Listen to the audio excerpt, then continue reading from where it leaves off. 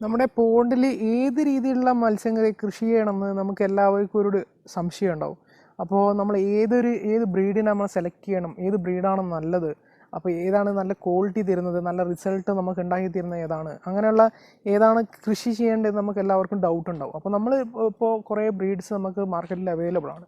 പക്ഷേങ്കിൽ ഇപ്പോൾ നമ്മൾ പോണ്ടിലായിട്ടും മത്സ്യകൃഷിയായിട്ട് ചെയ്യുന്ന ആൾക്കാരും കൂടുതലായിട്ട് ചെയ്യുന്ന സാധനമായിരിക്കും നമുക്ക് എപ്പോഴും ചെയ്യാൻ ഉത്തമമായിട്ടുണ്ടാവുക.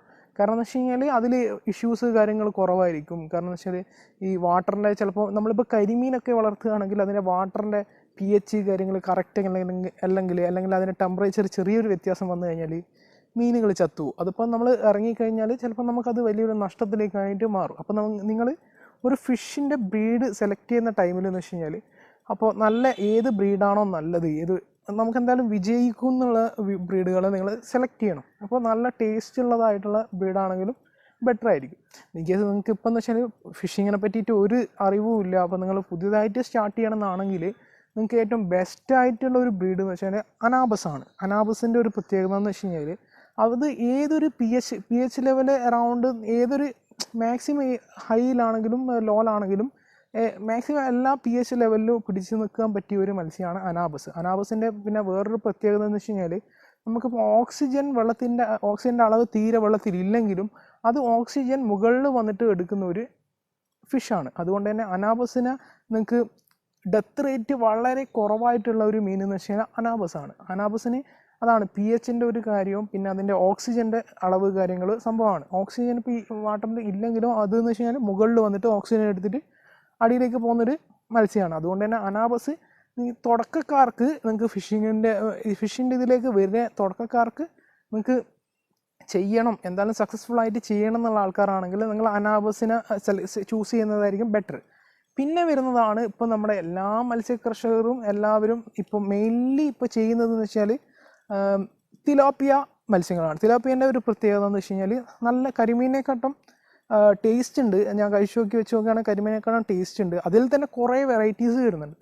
തിലോപ്പിയൻ്റെ തന്നെ നൈൽ പിലോപ്പിയ വരുന്നുണ്ട്, MST പിലോപ്പിയ വരുന്നുണ്ട്, ചിത്രലാട വരുന്നുണ്ട്, അങ്ങനെ കുറേ പിലോപ്പിയൻ്റെ കുറേ ഐറ്റംസ് വരുന്നുണ്ട്. അപ്പോൾ ഇതിൻ്റെ പ്രത്യേകത എന്ന് വെച്ച് കഴിഞ്ഞാൽ ഇപ്പോൾ നൈൽ പിലോപ്പിയ എന്ന് വെച്ച് കഴിഞ്ഞാൽ നോർമലി ഇപ്പോൾ ഒരു 3 months 4 months കൊണ്ട് തന്നെ ഇത് പെറ്റ് പെരുകി ആൺ ബ്രീഡ്സിന് എപ്പോഴും കുറച്ച് പെട്ടെന്ന് വളർച്ച കിട്ടുന്ന ഒരു സംഭവമാണ്. മറ്റേതെന്ന് വെച്ചാൽ പെട്ടെന്ന് പെറ്റ് പെരുകി സംഭവം സെറ്റായി ഏകദേശം ഒരു 300-400 ഗ്രാം നമുക്ക് 5-6 മാസം കൊണ്ട് കിട്ടും.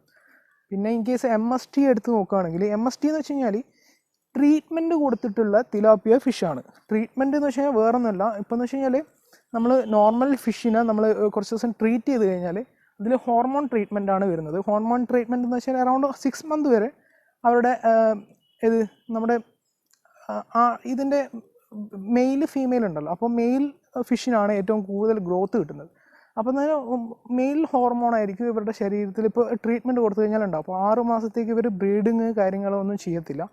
അതുകൊണ്ട് തന്നെ നല്ല രീതിയിലുള്ളൊരു വളർച്ച MSTക്ക് കിട്ടുന്നുണ്ട്. അപ്പോൾ മെയിലിന് എങ്ങനെയാണോ ഗ്രോത്ത് ഉള്ളത് ആ രീതിയിലുള്ള ഗ്രോത്ത് നമുക്ക് MSTയിൽ കിട്ടുന്നുണ്ട് 6 മാസം വരെ. 6 മാസം കഴിഞ്ഞാൽ മാത്രമേ നമ്മളത് ഇനിയിപ്പോൾ ബ്രീഡിങ്ങിലേക്കാണെങ്കിലും മാറത്തുള്ളൂ. അപ്പോൾ അതിന് അത്യാവശ്യം ഒരു സൈസ് നമുക്ക് കിട്ടും. അറൗണ്ട് 6 മാസം കൊണ്ട് ഒരു 800 ഗ്രാം 900 ഗ്രാം എല്ലാം നമുക്ക് കിട്ടുന്നതാണ്. മിനിമം ഒരു 400 to 700 എന്തായാലും കിട്ടുന്നതാണ് MST ചെയ്യുകയാണെങ്കിൽ. ഇപ്പം പിന്നെ നൈലിനെ വികസിപ്പിച്ചെടുത്ത ഒരു മോഡലാണ് ചിത്രലാട എന്ന് പറയുന്നത്. ചിത്രലാടേൻ്റെ അകത്താണെങ്കിലും ചിത്രലാട നല്ലൊരു ഗ്രോത്ത്, ഇപ്പോൾ നല്ല രീതിയിലുള്ളൊരു ഗ്രോത്ത് കിട്ടുന്ന ഒരു തിലാപ്പിയൻ്റെ ഒരു ബ്രീഡാണ് വരുന്നത് ചിത്രലാട. ചിത്രലാട എന്ന് വെച്ച് കഴിഞ്ഞാൽ അതിലും ഇതെന്ന് വെച്ച് കഴിഞ്ഞാൽ ആണിൻ്റെ സംഭവങ്ങൾ അങ്ങനെ വികസിപ്പിച്ചെടുത്തൊരു സംഭവമാണ്. റിസർച്ച് കാര്യങ്ങൾ ചെയ്തിട്ട് കൊണ്ടുവന്നൊരു മോഡലാണ്. അതിന് നല്ല റിസൾട്ടാണ് എല്ലാ കർഷകരും പറയുന്നത്. അതിൻ്റെ ഒരു പ്രത്യേകത എന്ന് വെച്ച് കഴിഞ്ഞാൽ ഏകദേശം ഒരു 8 മാസം എല്ലാം കൊണ്ട് 1 കിലോ വരെ ആകുന്നതാണ് പറയുന്നത്. അതെന്ന് വെച്ചാൽ നാച്ചുറൽ പോണ്ടാണെങ്കിലാണ് നിങ്ങൾക്ക് നല്ല റിസൾട്ട് കിട്ടുക. അതുമാത്രമല്ല ആ പോണ്ടിൻ്റെ സൈസ് കാര്യങ്ങൾ എല്ലാം നമ്മൾ ആ ഫിഷിനെ ബാധിക്കും. ഇൻ കേസ് ചെറിയൊരു പോണ്ടിൽ നിങ്ങൾ കുറേ മത്സ്യത്തിനെ കൊണ്ടിട്ട് കഴിഞ്ഞാൽ അതിന് ഗ്രോത്ത് കിട്ടത്തില്ല. അപ്പോൾ എന്ന് വെച്ചാൽ അതിൻ്റെ ഒരു ചെറിയൊരു കാൽക്കുലേഷൻ വെച്ചിട്ട് വേണം ഇടാൻ വേണ്ടിയിട്ട്. ഇപ്പോൾ ഒരു സ്ക്വയർ ഫീറ്റിൽ ഇത്ര ഒരു മീൻ ആ രീതിയിലെല്ലാം ചെയ്യുകയാണെങ്കിൽ നിങ്ങൾക്ക് നല്ല ഗ്രോത്ത് കിട്ടാൻ ചാൻസ് ഉണ്ട്. അപ്പോൾ എന്ന് വെച്ചാൽ നാച്ചുറൽ പോണ്ടാണെങ്കിൽ ഏറ്റവും ബെസ്റ്റാണ്. നാച്ചുറൽ പോണ്ട് ഇപ്പോൾ അധികം ആൾക്കാരും പടുതാക്കുളം നാച്ചുറൽ പോണ്ട് മാതിരി ആക്കിയിട്ട് ചെയ്യുന്നുണ്ട്. അതിലും കുഴപ്പമില്ലാത്ത റിസൾട്ട് ഉണ്ട്. എന്നാലും നമ്മൾ അത്യാവശ്യം വലിപ്പമുള്ളതാണെങ്കിൽ നിങ്ങൾക്ക് നല്ല റിസൾട്ട് കിട്ടുന്നതാണ്. അപ്പോൾ മാക്സിമം ചിത്രലാട ചെയ്യുന്നതായിരിക്കും ബെറ്റർ. പിന്നെ നിങ്ങൾ ഇപ്പോൾ അധികം കൃഷി ചെയ്യുന്ന ഒരു മോഡൽ കൂടിയാണ് നമ്മുടെ റെഡ് ബെല്ലി എന്ന് വെച്ച് കഴിഞ്ഞാൽ നമ്മുടെ ഇപ്പോൾ അധികം ആളും ചെയ്യുന്ന നട്ടർ എന്ന് പറയും. നട്ടറിൻ്റെ കാര്യം എന്ന് വെച്ച് കഴിഞ്ഞാൽ നട്ടർ ഇപ്പോൾ അധികം ഗവൺമെൻറ് ഒരു സൈഡിൽ നിന്നുള്ള ഒരു സപ്പോർട്ട് ഇല്ലാത്തൊരു ഫിഷാണ് നട്ടർ എന്ന് പറയുന്നത്.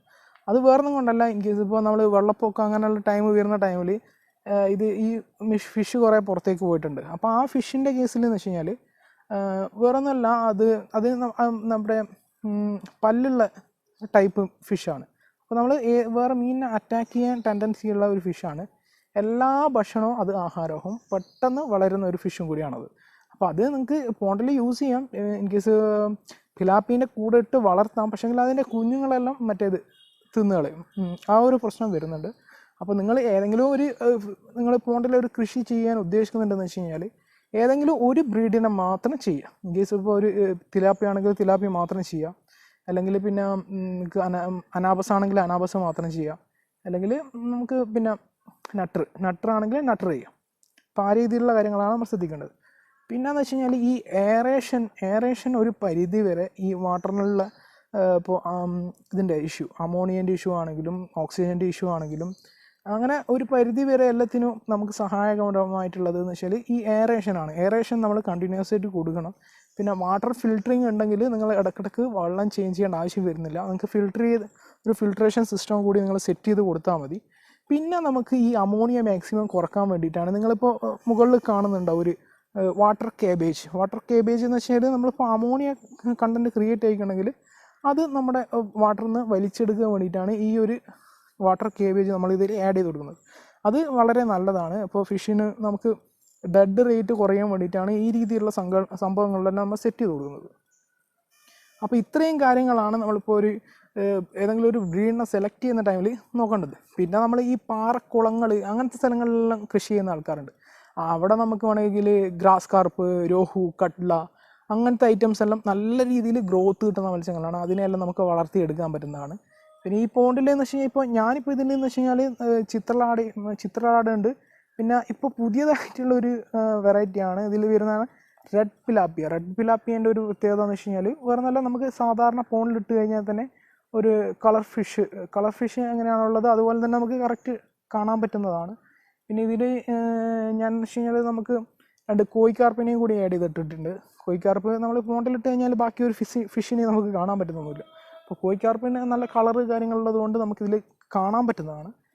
അപ്പോൾ ഈ റെഡ് പിലാപ്പിയും ഇപ്പോൾ നല്ല ഡിമാൻഡുള്ള നല്ല ടേസ്റ്റുള്ള ഫിഷാണ്. കാരണം നമ്മൾക്ക് കളർ ഫിഷിനെ പോലെ ഉണ്ടെങ്കിലും അലങ്കാര മത്സ്യം പോലെ തോന്നും, പക്ഷേ ഇത് കഴിക്കാൻ പറ്റുന്നതാണ്. അത്യാവശ്യം നല്ല ഡിമാൻഡും നല്ല പ്രൈസിങ്ങും ഉള്ള ഒരു ഫിഷും കൂടിയാണ്. അപ്പം നമ്മളിതിൽ ഇപ്പോൾ ചിത്രലാടിയും കൊടുത്തിട്ടുണ്ട്, റെഡ് തിലാപ്പിയും ഇതിൽ വളരുന്നുണ്ട്. പിന്നെ നമുക്ക് കുറച്ച് കോഴിക്കാർപ്പും ഉണ്ട്. പിന്നെ അടിയിൽ നമ്മൾ വേസ്റ്റ് കാര്യങ്ങൾ എടുക്കാൻ വേണ്ടിയിട്ട് കുറച്ച് 1-2 സക്കറിനെ ഇട്ടിട്ടുണ്ട്. അപ്പോൾ ഇത്രയും കാര്യങ്ങൾ നമ്മുടെ പോണ്ടിൽ നമ്മൾ ചെയ്തിട്ടുള്ളത്. അപ്പോൾ നിങ്ങൾ ഒരു ബ്രീഡിനെ സെലക്ട് ചെയ്യുമ്പോൾ ഈ കാര്യങ്ങളെല്ലാം ശ്രദ്ധിക്കണം.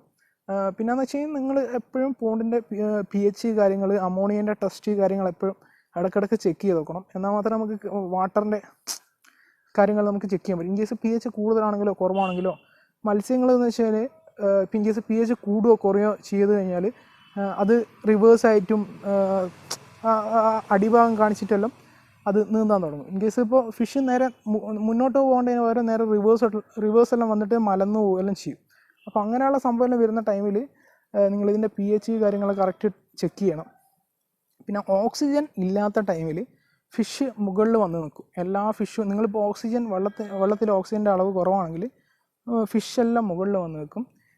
ആ ഒരു ടൈമിൽ നിങ്ങൾ ഓക്സിജൻ കൊടുക്കുക. പിന്നെ ഈ ഒരു സ്ലീപ്പിംഗ് ഇഷ്യൂ ഈ ഒരു ഫിഷിന് കണ്ടുവരുന്നുണ്ട്. അപ്പോൾ സ്ലീപ്പിംഗ് ഇഷ്യൂ മാറി കിട്ടണമെന്നുണ്ടെങ്കിൽ നിങ്ങളിപ്പോൾ ജസ്റ്റ് ഒരു പൈപ്പ് എടുത്തിട്ട്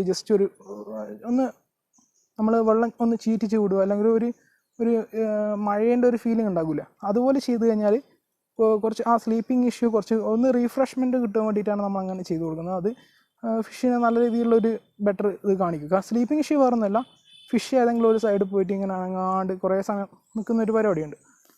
അപ്പോൾ ആ ഒരു ഇഷ്യൂ വന്നു കഴിഞ്ഞാൽ മീൻ എന്തെങ്കിലും ചെറിയ ഇഷ്യൂ ഉള്ളത് കൊണ്ടായിരിക്കും അങ്ങനെ വരുന്നത്. അപ്പോൾ അതൊന്ന് റീഫ്രഷ് ചെയ്യാൻ വേണ്ടിയിട്ടാണ് നമ്മൾ കുറച്ച് വെള്ളം അടിച്ചു കൊടുക്കുന്നത്. വെള്ളം ഇങ്ങനെ ജസ്റ്റ് സ്പ്രേ ചെയ്യുന്ന ടൈമിൽ ഓക്സിജൻ്റെ അളവ് നല്ല രീതിയിൽ കൂടും. അപ്പോൾ എന്ന് വെച്ചാൽ ഒരു റീഫ്രഷ്മെൻറ്റും കിട്ടും, പുതിയതായിട്ടുള്ള വെള്ളം നമ്മൾ ഈ പോണ്ടിലേക്ക് ആഡ് ആവുകയും ചെയ്യും. പിന്നെയെന്ന് വെച്ചാൽ അടിയിലുള്ള എല്ലാ വേസ്റ്റ് കാര്യങ്ങളും നിങ്ങൾ 2 ആഴ്ച കൂടുമ്പോൾ ഒരാഴ്ച കൂടുമ്പോൾ ക്ലീൻ ചെയ്ത് കൊടുക്കണം. അല്ലെങ്കിൽ അടിയിലുള്ള ഒരു 10% അല്ലെങ്കിൽ 20% വെള്ളം റിമൂവ് ചെയ്തിട്ട് പുതിയ വെള്ളം ആഡ് ചെയ്ത് കൊടുക്കുക. അത് എപ്പോഴും നല്ലതായിരിക്കും. ഓക്കെ ഗൈസ്, അപ്പോൾ നിങ്ങൾക്ക് ഈ ഒരു ചെറിയൊരു 10 മിനിറ്റ് അല്ലെ 11 മിനിറ്റുള്ള വീഡിയോ കൊണ്ട് നല്ലൊരു അറിവ് കാര്യങ്ങൾ കിട്ടിയിട്ടുണ്ടാവും എന്ന് ഞാൻ വിചാരിക്കുന്നത്. അപ്പോൾ എല്ലാവരും നല്ല രീതിയിൽ ഫിഷിങ് അല്ലെങ്കിൽ പോണ്ട് കാര്യങ്ങൾ വീട്ടിൽ സെറ്റ് ചെയ്യുക. ഇനിയും ഇതുപോലത്തെ വീഡിയോസ് കാര്യങ്ങൾക്ക് ഇൻട്രസ്റ്റ് ഉണ്ടെങ്കിൽ നമ്മുടെ ചാനൽ സബ്സ്ക്രൈബ് ചെയ്യുക. Okay guys, by.